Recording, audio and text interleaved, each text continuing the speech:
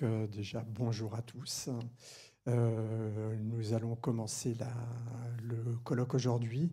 Donner la parole tout de suite au vice-président en recherche de l'université, qui est un physico-chimiste, pour ne pas écorcher son nom, Mehran Mostafavi. Bonjour. En fait, je ne vous cache pas que depuis mon élection au poste vice-président recherche à l'université Paris-Saclay, le mois de juillet dernier, je suis très occupé, comme vous le savez, en plus des événements non programmés que nous avons subis ces derniers mois. Il y a aussi de nombreux événements programmés à l'université. Mais je n'ai pas hésité à accepter de venir ici parmi vous et répondre positivement à l'invitation du Centre d'Alembert. Je pense qu'il s'agit d'une très bonne initiative du Centre d'avoir programmé ce colloque, tout particulièrement dans les temps actuels où nous traversons une période très difficile. Et j'ai l'impression que l'humanité a perdu une partie de son âme, ce qui est très inquiétant. Trop d'horreurs devant nos yeux, d'atteinte à la dignité humaine, se déroulent actuellement. Je suis donc très heureux d'introduire cette journée de réflexion sur le thème « Les scientifiques face aux guerres, neutralité, engagement, empêchement ». Je vais profiter de ces quelques minutes pour vous faire part de quelques éléments de ma réflexion sur ce sujet. La question est celle du rôle des scientifiques face à la guerre. Pour moi, les scientifiques sont avant tout des êtres humains. Et en tant qu'êtres humains, nous avons des responsabilités. Pour aller vite sur le sujet, permettez-moi de faire référence à la culture de mon pays d'origine. Vous savez que le prénom de Sadi Carnot, père de la thermodynamique et le premier à établir les relations entre chaleur et travail, provient du nom d'un célèbre poète iranien du XIIIe siècle. Ce poète Sadi, né vers 1210, est l'un des plus grands poètes et conteurs de la période médiévale.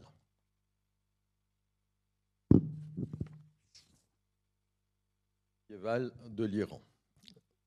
Lazare Carnot, physicien, mathématicien, général, homme politique, militaire, et l'un des fondateurs de l'école polytechnique, prénomma son fils Saadi en hommage à ce poète.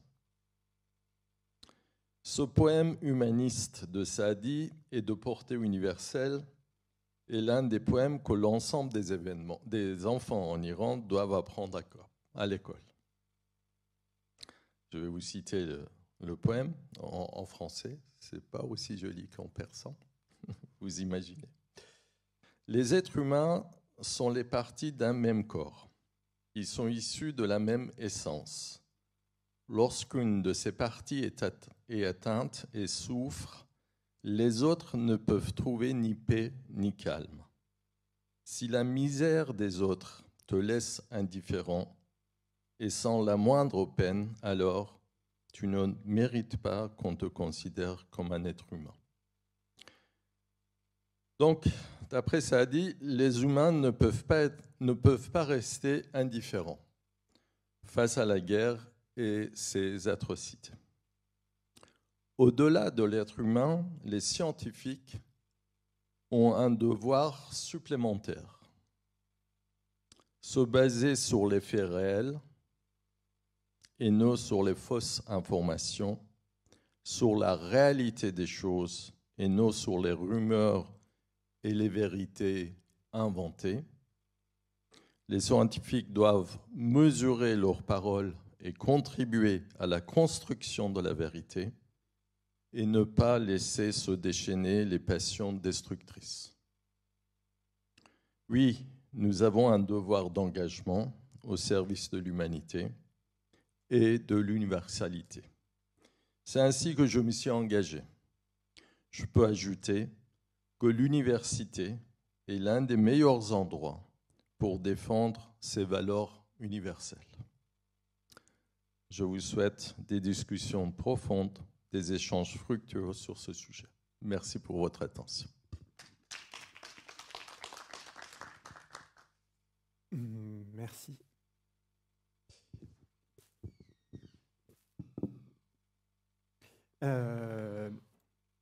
Bienvenue au colloque à nouveau. Et la date du colloque n'est pas complètement due au hasard. Elle se situe entre les commémorations de l'armistice du 11 novembre et aussi celle du 13 novembre, qui est la date du décès du mathématicien Alexandre Grothendieck. Alexandre Grothendieck qui a eu une position assez radicale sur le thème que nous abordons aujourd'hui. Le lieu du colloque n'est pas anodin. Nous sommes à l'Université Paris-Saclay, qui comprend le campus d'Orsay, dans la vallée, et le plateau de Saclay, qui sont des hauts lieux de recherche sur le nucléaire et sur les technosciences en général. Le thème du colloque, lui, trouve son origine dans l'actualité récente. Il y a 2 ans, en 2022, lorsque, avec les collègues du Centre d'Alembert, nous réfléchissions au sujet, le sujet de la guerre est apparu très vite comme un sujet important, un sujet qui nous touchait. Et lors des discussions, on s'est rendu compte que la guerre avait des conséquences sur les activités de recherche proches de nous en termes d'empêchement. Ce n'était pas uniquement abstrait et neutre pour nos activités.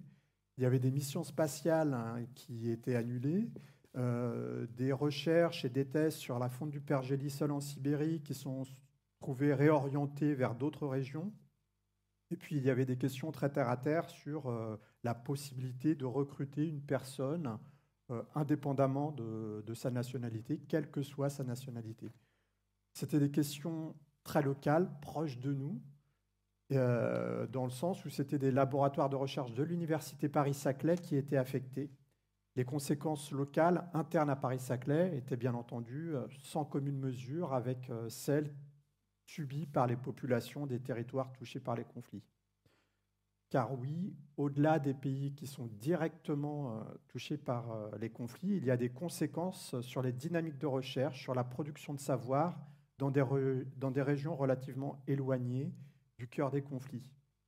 Lors de la préparation de ce colloque, des questions à propos du lien entre la guerre et les activités scientifiques se sont d'abord posées en termes d'empêchement.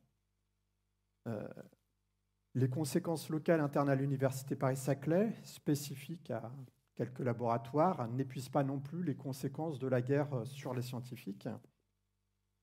De façon générale, comment les activités de recherche sont affectées par les conflits, que l'on soit au cœur des territoires en conflit ou à leur périphérie. Pour ce colloque, il a été imaginé, avec les autres collègues du Centre d'Alembert, que le programme devait intégrer une diversité d'angles d'analyse, notamment celles issues du passé, pour étudier les différents positionnements, que ce soit en termes de neutralité, d'engagement ou d'empêchement, comme je le discutais précédemment. Les retours d'expérience issus du passé peuvent aussi nous aider à mieux penser le temps présent. Et puis, il nous a semblé préférable d'adopter une posture un peu distanciée par rapport aux conflits contemporains. La question du lien entre recherche et politique est bien présente dans ce colloque, mais pas spécifiquement et pas uniquement sur l'actualité. L'interaction entre science et guerre, c'est un thème assez classique qui a beaucoup été étudié, plutôt au XXe siècle, mais qui est revenu dans l'actualité. Les enjeux de ce thème apparaissent un peu plus clairement aujourd'hui, ne serait-ce que par rapport à il n'y a que 3 ou 4 ans. Ce thème a été étudié au XXe siècle en France, parce qu'au XXe siècle, les conflits se sont déroulés sur son territoire avec les Premières et Secondes Guerres mondiales, mais aussi avec des conflits moins directs, un peu plus éloignés, avec la guerre froide, avec la guerre d'Algérie. Ces conflits ont tous eu des conséquences sur le monde de la recherche, sur le monde académique et intellectuel. Ça a laissé des traces Par le passé déjà, il y avait eu des migrations forcées de chercheurs et d'intellectuels, et c'était générateur de drames individuels, de destruction d'écoles de pensée, de perte de savoir-faire. Donc ce que la guerre fait aux scientifiques, mais aussi ce que les scientifiques font à la guerre. Je précise ma pensée, si les conflits empêchent certaines recherches, elles en favorisent aussi d'autres, avec le développement d'autres types de recherches.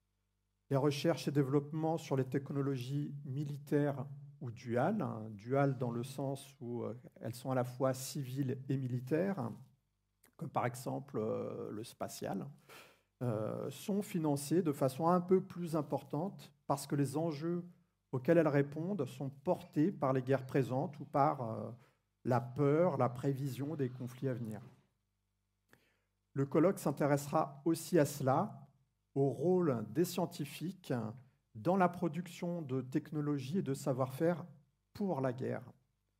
En s'intéressant à cela, on questionne la position et le rôle des scientifiques dans les conflits de façon différente par rapport à la question de l'empêchement, c'est-à-dire pas uniquement comme une position passive et subie, mais aussi comme un rôle plus actif, plus impliqué pas seulement contre, mais parfois aussi pour les guerres.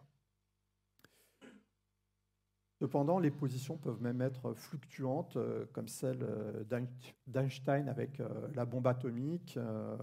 On peut être pour à un moment, puis contre, d'accord dans un cas, mais pas d'accord dans l'autre. Voilà, il y a une typologie des positions des scientifiques vis-à-vis des guerres et de leur contribution à la production d'armes, qui est un exercice qui n'est pas si simple dans le détail, qui varie au cours du temps. Alors, quel type de neutralité ou d'engagement nos recherches engendrent-elles dans les périodes de conflit? Quelle influence jouons-nous en tant que scientifiques, parfois malgré nous, dans les relations internationales? En posant ces questions, je ne pense pas seulement aux technosciences dans le domaine de l'aéronautique ou du nucléaire, mais aussi à des disciplines comme la géographie. La géographie n'est pas qu'une discipline qui sert à l'observation neutre, c'est aussi à travers la production de cartes, des cartes qui servent à faire la guerre, comme le rappelait dans un livre de 1976 le géographe Yves Lacoste. Les cartes sont des outils qui permettent de se représenter le monde, mais aussi de projeter sur le monde, de se projeter sur le monde, de construire des stratégies de conquête et d'action. La cartographie des ressources naturelles, du pétrole et du gaz, de l'uranium et des terres noires, est un instrument de l'exercice du pouvoir interne, mais c'est aussi, ça peut nourrir des appétits de conquête externe. Si je poursuis sur l'exemple de la géographie peut être utilisée pour faire la paix, au moins pendant quelques années. Par exemple, elle a pu être mobilisée lors de l'armistice de 1918 pour tracer des frontières. On n'est alors ni dans la neutralité, ni complètement dans l'empêchement. La recherche scientifique est un instrument de la transformation du monde. Ce n'est pas le seul, mais elle y contribue, notamment à travers la recherche et développement et l'innovation. Les économistes de l'innovation, tels que Schumpeter, ont diffusé l'idée de destruction créatrice. Par ce concept, il s'agissait de rendre compte du fait que les innovations technologiques éliminent des technologies désuètes. Par exemple, dans le domaine militaire, le développement du fusil a largement contribué au remplacement de l'épée lors des conflits. Les enjeux militaires conduisent à des innovations qui sont plus ou moins directement de l'ordre de la création destructrice. On produit des cartes précises des cibles à détruire. On fabrique des systèmes de propulsion plus puissants pour atteindre efficacement les ennemis. On invente des moyens de calcul plus performants aussi bien pour chiffrer avec le code Enigma que pour casser le code. On met au point la bombe atomique lors de la Seconde Guerre mondiale avec le projet Manhattan. Il n'est pas intéressant de bien comprendre l'écosystème de la recherche et développement dans le domaine militaire pour comprendre comment la recherche scientifique est imprégnée des enjeux militaro-industriels. Bien sûr, il y a l'adage « follow the money », les financements orientent les thèmes de recherche vers le développement de technologies militaires ou duales, mais les enjeux peuvent aussi transformer les organisations de recherche, les zones à régime restrictif, les fonctionnaires défense, les limitations administratives diverses en sont des exemples. Avec le développement des technologies militaires et duales, il ne s'agit pas que de construire des dispositifs toujours plus performants pour surveiller et punir les ennemis extérieurs, mais aussi de protéger les populations. Et puis peut-être aussi de perpétuer le système militaro-industriel lui-même, comme l'aurait dit dans les années 70 Herbert Marcuse. Mais le monde académique et intellectuel peut aussi jouer un rôle dans l'évitement des guerres, dans la compréhension des autres cultures. Est-ce qu'on peut espérer que les collaborations scientifiques internationales aident à réduire les tensions entre États, ou bien le pacifisme, les coopérations scientifiques internationales meurent-elles dans l'esprit des chercheurs dès que les guerres approchent? Avec ce colloque, on voudrait redonner une visibilité aux différentes situations et aux différentes positions adoptées par les scientifiques. Les sciences pour la guerre existent, au moins depuis Léonard de Vinci, mais on ne peut pas réduire l'activité scientifique à cela. Oui, il y a des scientifiques qui contribuent à la modernisation de l'arsenal militaire et à l'art de la guerre, mais en même temps, il y a aussi des scientifiques, et puis parfois ce sont les mêmes, qui contribuent à la protection, à la sécurité, à la paix. Oui, il y a des scientifiques qui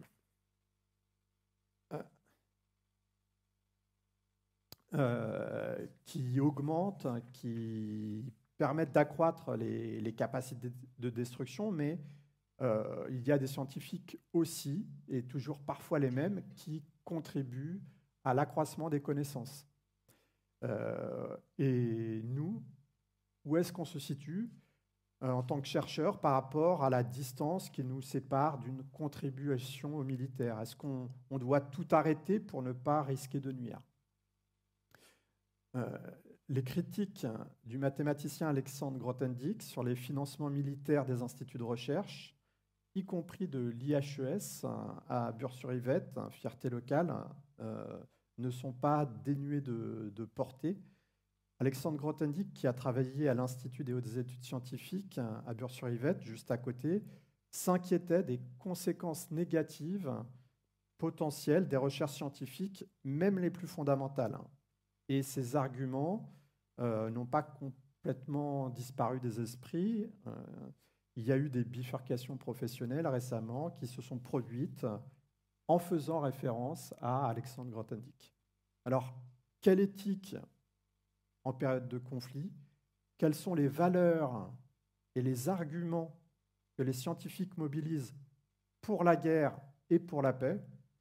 Comment les personnels des universités, du CNRS, de l'INRIA se positionnent par rapport à ces questions?